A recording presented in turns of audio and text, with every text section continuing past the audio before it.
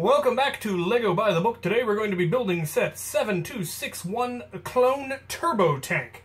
This is another set that is an assignment from Bricks and Wheels. They bought it, but they aren't absolutely sure that it is complete, so they want me to build it and make sure that all of the parts are here, and if not, report which parts are missing. So, let's do this thing. Oh good. It actually has the instructions. Apparently my camera quit filming during the sorting process, so just know that the parts are lovely sorted. These appear to be the extras, like the little scooter and the tower and all that, so we're going to start with that.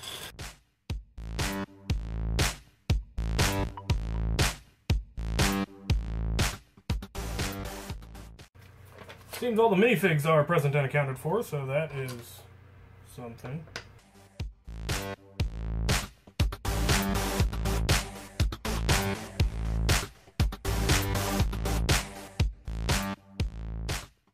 Well, so far we have two parts missing. One blue cone and one of these shields. But we do have all the tiny and all of the minifigs. Alright then, on to the actual tank.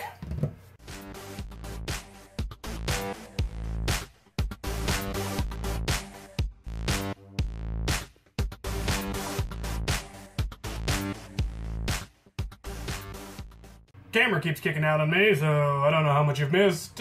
You probably won't even notice.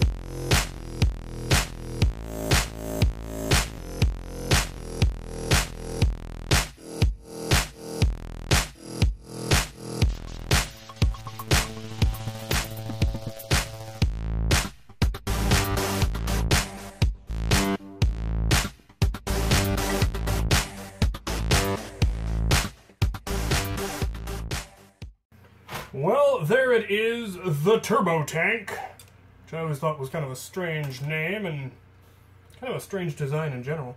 But it's actually a really neat build. It's somewhat modular, so the back section pops off entirely. Not sure why, but that comes off. And then the cockpit slides out and has this periscoping driver's seat, which works when you have it in because there's a little door on the top that opens up and the driver would then be able to see out the top of that, which is interesting. So the driver can see out, and then he can be lowered down, and that can be closed, which is kind of neat. The side panels open up, revealing the inside, which is apparently where you put the turret. It's a deployable turret from inside the tank, apparently, which is neat and all. What was kind of weird is it looked like it was designed so that the entire torso came off, but then it doesn't. Like they were gonna do it that way and then changed their minds. So there's a lot of smooth plates under the main base plate here that don't actually result in it being able to come off, as near as I can tell, unless I'm doing it wrong, which, you know, always a possibility. No, it's definitely solid. So I don't know what that was about. It's like when they were designing it, they considered making it removable and then changed their minds later. The suspension on the tank is fairly simplistic. Each of the front wheels are fairly... no, they rotate. The front two and the back two just hinge opposite of each other, and then the middle ones are independent on shock absorbers, which is what keeps it centered and keeps it from just flopping to one side.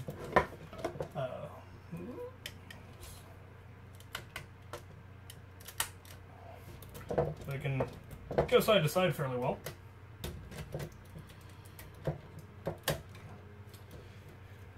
The way they did the plating is it's interesting because they did it differently in different places. So in some places it's just hinge pieces, so they're easy to lift up.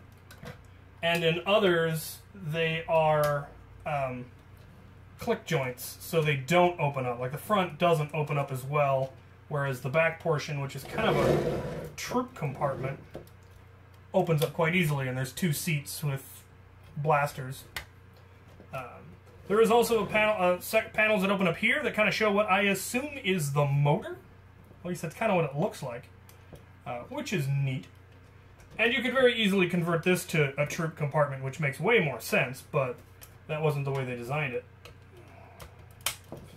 And it comes with a mace window and a couple of troops, one scout trooper on his little speeder, which is pretty neat.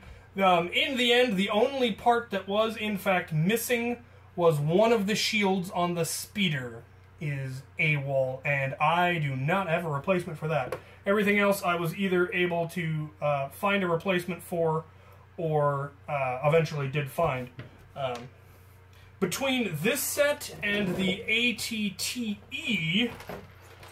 ended up with an inordinate amount of spare parts. So, not very many parts missing, but a fair number of extra parts, which was kind of interesting.